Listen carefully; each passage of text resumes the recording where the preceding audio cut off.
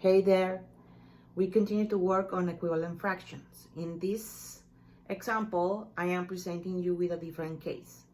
You have 3/8 plus 2/6. You can also do this. 3/8 has a 3 and an 8, so I cannot simplify that fraction. But in this case, I can check that the second fraction has even numbers on top and on bottom. And I can simplify those numbers because 2 has a half and 6 has also a half.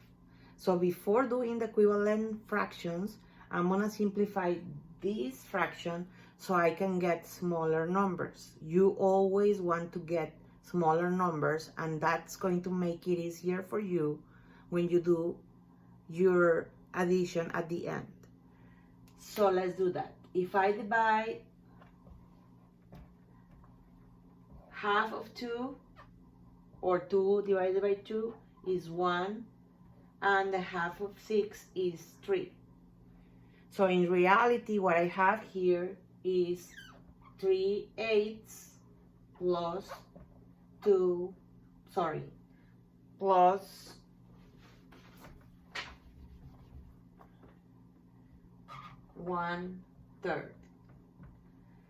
Still, I have to do my equivalent fractions. And in this case, you will see the usefulness of not having the 6, because the 6 will give me a higher number.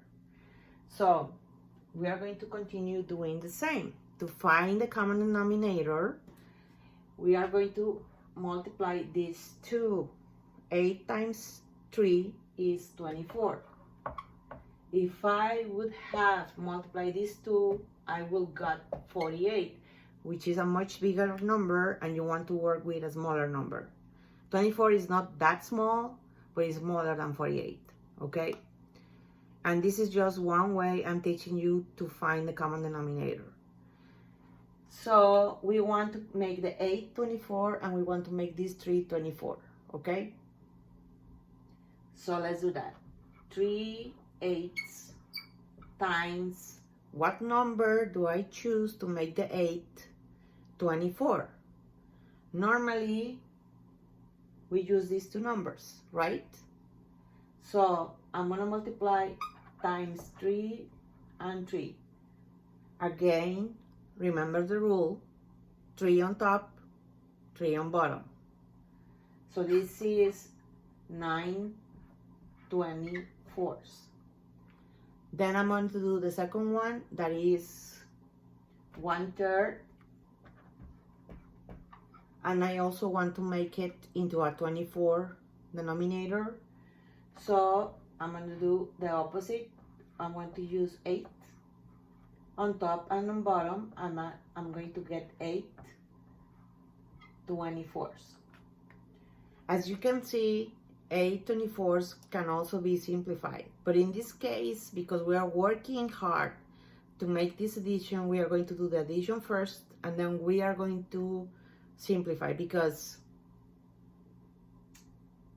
or maybe I can simplify both of them. Do you see that? Can I simplify both to make that 24 a smaller number?